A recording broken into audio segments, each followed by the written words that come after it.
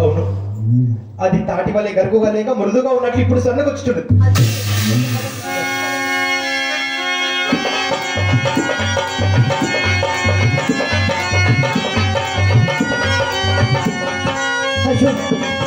అది తాడు కాదండి, పాము.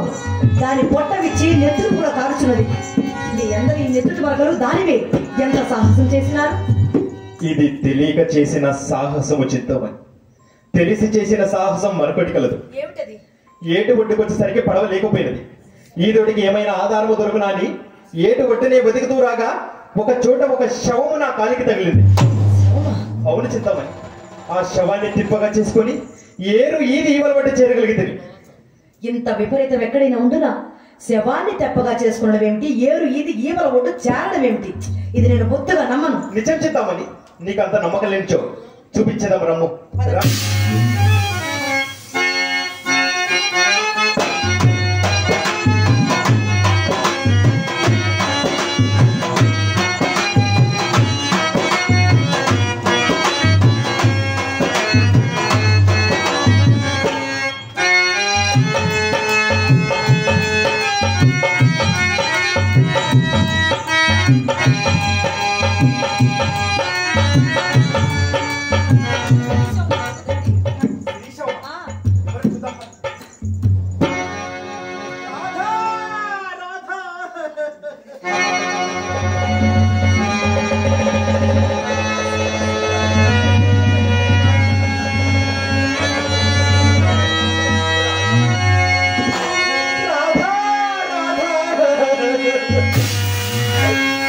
జీవితేశ్వరి, నా సుమన శివవల్లి, నా అర్థంగ లక్ష్మి రాధా,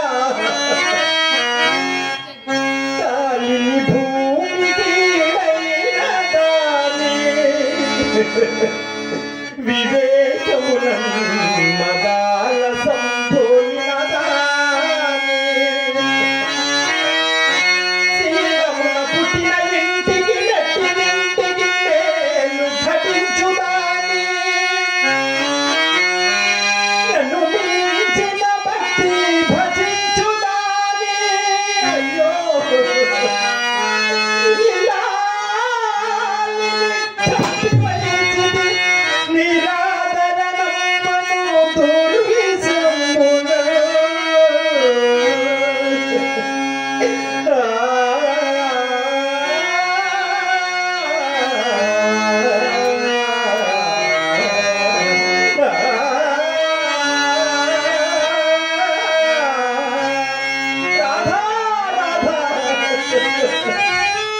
మహాభాగా, ఈమె రాధయ్య.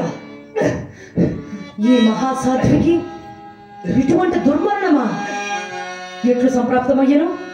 నన్నేమని చెప్పమంటావు చిత్తమని, నన్నేమని చెప్పండు. ఏమండి, ఈ శవజాగరణ ఒంటరిగా చెయ్యలేనని కాళ్ళ నిలబడి బ్రతిమలాడినను కర్కశుడనై గొంతు నులిమి పారమించి వచ్చాను. ఈ గాఢంధకారంలో, ఈ పెను తుఫానులో నా కోసం నన్ను వెతుక్కుంటూ వచ్చి గుండె విరిగి దృశ్యావస్థ పొందినట్టున్నది చిత్తమని.